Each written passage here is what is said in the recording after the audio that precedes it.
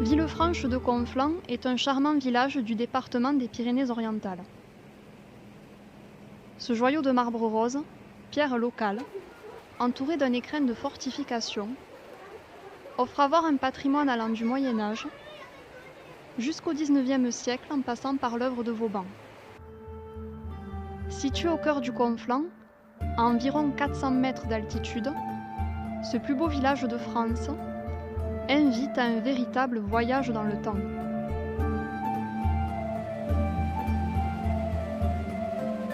Le choix de son implantation, à l'endroit le plus resserré de la vallée, a été voulu par le comte de Cerdagne, qui a créé la ville à la fin du XIe siècle. Ce choix, qui peut paraître étrange, permet en réalité de contrôler les entrées des différentes vallées.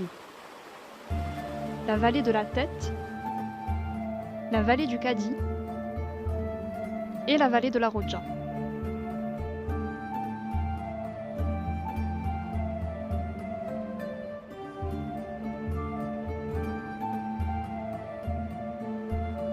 Le comte de Cerdagne avait des relations conflictuelles avec son voisin le comte du Roussillon. La ville s'entoure alors de remparts.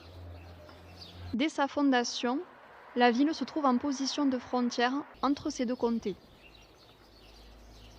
Au fil des siècles, Villefranche passera sous l'autorité de différents royaumes.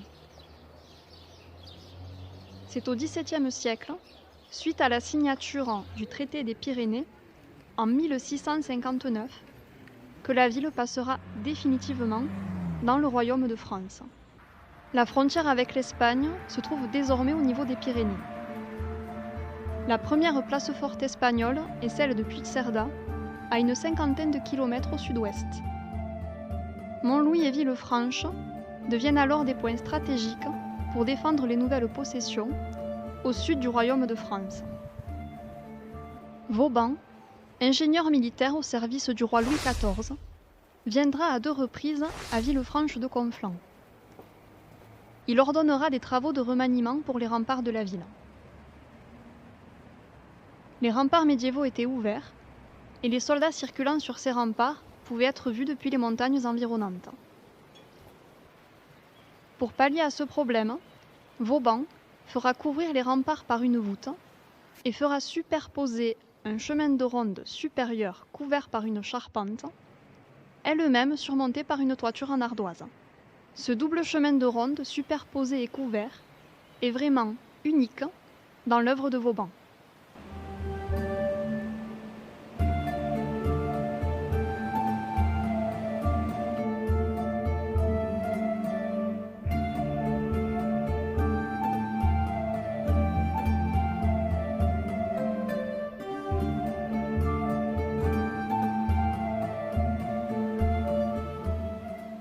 Ici, des meurtrières sont orientées vers l'intérieur du village.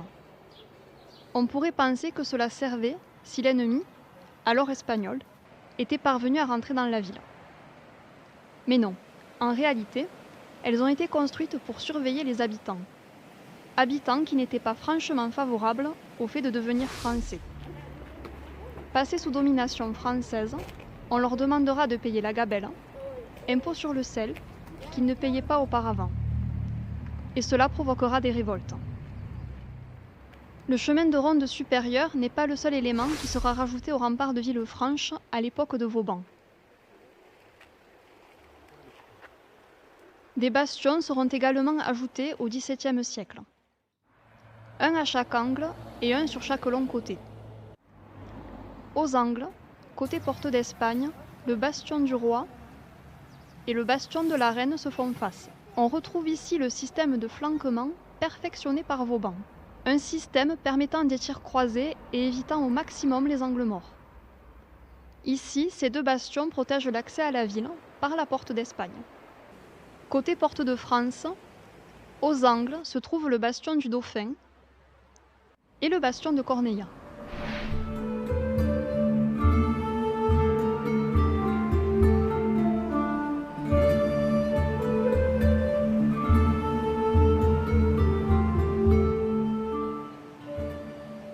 Sur les côtés, côté route, le bastion de la montagne est muni de murs de traverse, dans le but de dissimuler les canons, protéger les canonniers et pour se prémunir d'éventuels tirs en enfilade.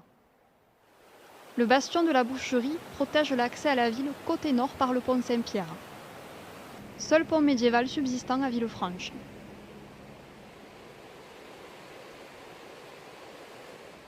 Vauban a remanié l'enceinte urbaine, déjà existante de cette cité de moyenne montagne.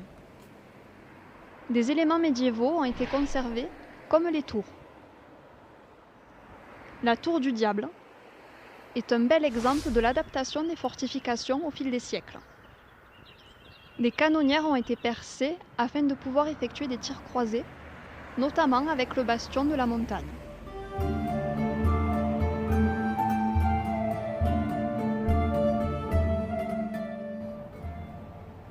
Une des particularités des remparts de Villefranche de Conflans est de juxtaposer des éléments médiévaux et des éléments de l'époque moderne. Vauban revient en 1679. Il ordonnera l'ajout de fortifications avec le remaniement de la grotte se situant au sud de la ville. Elle prendra le nom de Cove Basse-Terre, littéralement grotte fortifiée. Cette grotte naturelle sera aménagée afin de pouvoir réaliser des tirs croisés avec le bastion de Corneillat. L'entrée naturelle sera bouchée pour la transformer en redoute à canon. Vauban insistera également pour que l'on construise un château en surplomb du village afin de tenir les hauteurs, le fort Libéria.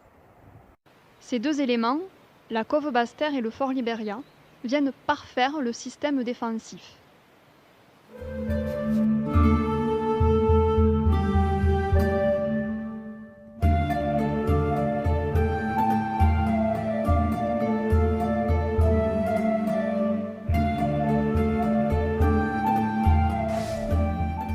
Dès lors, la physionomie de Villefranche ne changera plus guère au fil des siècles. Depuis juillet 2008, l'ensemble des fortifications de Villefranche de Conflans sont inscrites sur la liste du patrimoine mondial de l'UNESCO dans le cadre du réseau des sites majeurs de Vauban. Une inscription qui est à la fois une reconnaissance et aussi un engagement auprès des générations futures pour qu'elles aussi puissent bénéficier, à leur tour, de ce patrimoine.